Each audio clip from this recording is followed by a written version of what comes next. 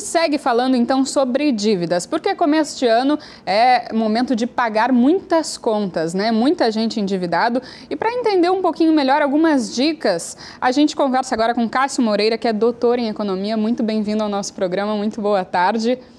Doutor, para quem está no vermelho já, quais são as principais dicas assim para começar a se reorganizar nesse início de ano?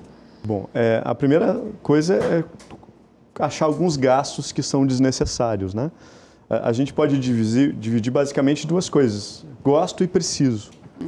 Então, uma das dicas para começar a cortar gastos é separar aquilo que tu precisa e começar a procurar em algumas coisas que tu gosta de tu cortar esses gastos, né?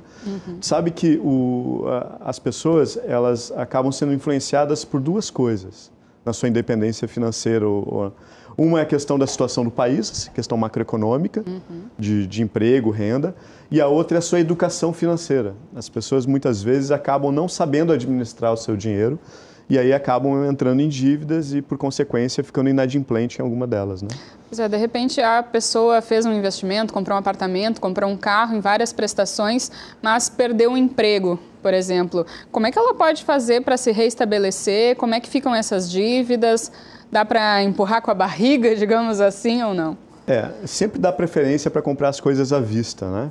Porque muitas vezes tu consegue um desconto maior do que tu comprando parcelado. E também evitar dívidas que têm uma taxa de juros muito alta. Como, por exemplo, a questão do cartão de crédito, né? As pessoas muitas vezes acabam devendo cartão de crédito e é uma dívida que acaba se acumulando como uma bola de neve. Então, tentar evitar essas coisas e começar a ter o hábito de poupar, né? Por exemplo, tentar fazer com que o primeiro gasto que a pessoa tenha, que aí se torna um investimento, é o quê? É guardar um pouquinho. Mesmo que muitas vezes as pessoas recebem dinheiro que mal dá para sobreviver, mas pelo menos criar o hábito de poupar, pelo menos que seja R$10 por mês, criar esse hábito e a primeira conta que tu tiver, em vez de tu pagar tuas contas, tu poupar, mesmo que seja R$10, tu vai começar a criar esse hábito. E isso vai meio que gerar coisas futuras. Quando tu começou na tua fala, nota que tu falou em relação a apartamento e carro, né? Carro, o investimento, o próprio conceito de independência financeira é tu poder ter um rendimento que tu não precise mais trabalhar. Ou seja, colocar o dinheiro para trabalhar por ti. Então, é tu gerar ativos que te gerem renda.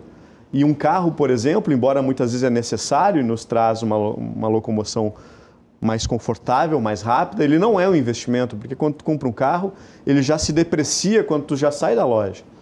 E ele só te dá gastos. Então, um carro não é um investimento. Um apartamento pode ser um investimento porque tu pode acabar começando a economizar em vez de pagar aluguel ou o próprio aquisição do imóvel tem um ganho patrimonial. Agora, a gente sempre tem que cuidar. Isso vai fazer com que eu ganhe dinheiro ou que eu perca dinheiro. Se eu perder dinheiro, não é um investimento, é um gasto.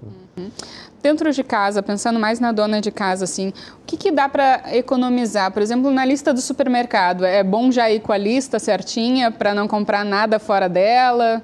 Quais são as dicas de economia? A minha mãe sempre me ensinou a anotar tudo, né, no caderno, o que gasta e tal. Hoje, inclusive, tem aplicativos que tu pode fazer isso, de fazer uma planilha entre as coisas que tu recebe e as coisas que tu gasta. Dicas em relação a compras no supermercado: evitem ir no supermercado com fome. Por incrível que pareça, quando a gente vai ao supermercado com fome, a tendência é da gente gastar mais, né? As mulheres, em média, gastam menos no supermercado que os homens. Olha aí. Quando tu vai com criança, por exemplo, e cuidem também, porque às vezes tu tá olhando e de repente tu olha para trás e o teu carrinho tá cheio de coisas que as crianças colocaram, né?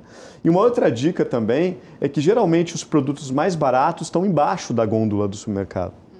Porque aquela parte que está mais ou menos na altura do nosso rosto, do nosso olhar, ela muitas vezes é paga, ou seja, a empresa paga alguma coisa para colocar os seus produtos num local com maior visibilidade. E geralmente os produtos mais baratos, eles estão lá embaixo, que dificulta as pessoas a olharem.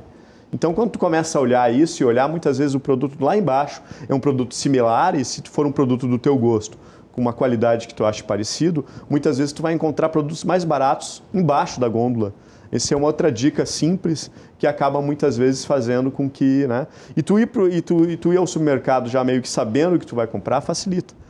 Porque às vezes a pessoa começa a se empolgar, começa a colocar tudo dentro do carrinho e quando vê na conta, né, às vezes até fica constrangido e acaba pagando, porque fica constrangido de tirar coisas do carrinho que está um pouquinho fora do seu orçamento doméstico. Então, essa é uma pequena dica que eu dou, que eu acho que contribui no dia a dia. E no... Uma ótima dica essa de olhar para baixo. Vou começar a olhar mais para baixo. Mas falaste que as mulheres, elas gastam menos no supermercado, né? Mas, em compensação, tem as liquidações de roupas, de sapatos, de bolsas. A gente conhece Black Friday, esses dias teve o Dia do Consumidor. E as mulheres ficam muito tentadas pelas promoções. Qual seria a dica para esse público?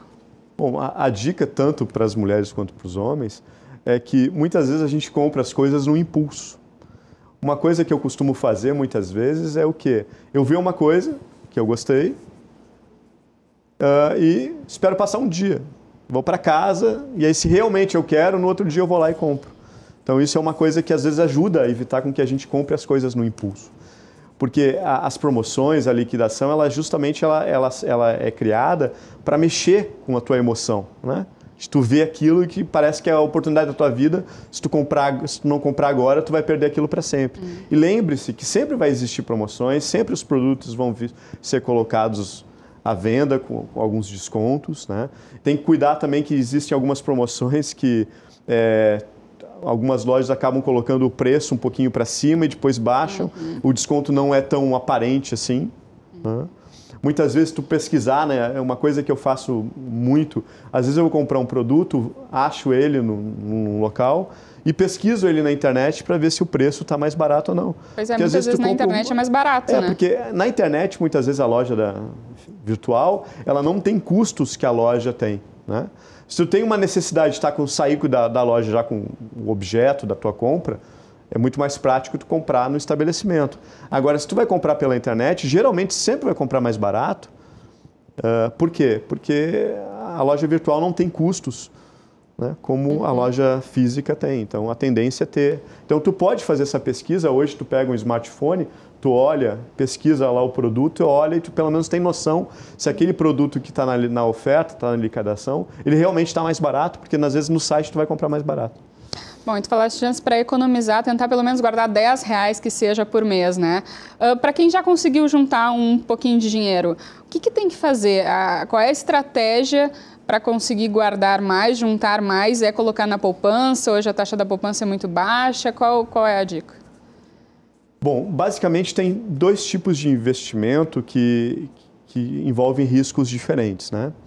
Tu investir no mercado de ações é um investimento que pode te trazer muitos ganhos, inclusive rápidos, mas também envolve um risco muito grande, que assim como tu pode ter ganhos grandes, tu pode também ter perdas grandes, né?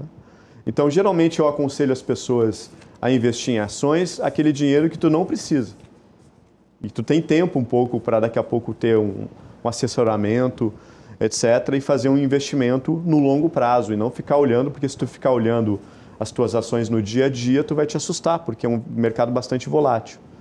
Já se tu tem um dinheiro que tu está com o objetivo de comprar alguma coisa, renda fixa, títulos do governo ainda são um investimento em relação à poupança muito melhores, né? Então, a questão é tu imaginar o que tu quer para o teu médio e longo prazo. Para onde é que tu quer chegar, né? Então, e começar a criar esse hábito de educação financeira. Porque, embora a economia do país ajuda, se ela vai bem, se há crescimento econômico, que gera emprego, renda, é necessário também tu criar um hábito, uma educação financeira. E isso pode ser feito com as crianças desde pequeno.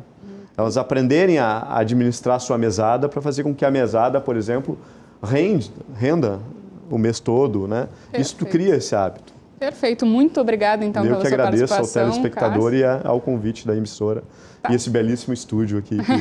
Tá certo. Venham mais vezes, então, a porta estará sempre aberta. Obrigado. E agora a gente encerra o Rio Grande Movimento desta segunda-feira. A gente volta amanhã. Outras notícias você confere no Jornal da RDC, hoje às 10 horas da noite. Tchau, tchau.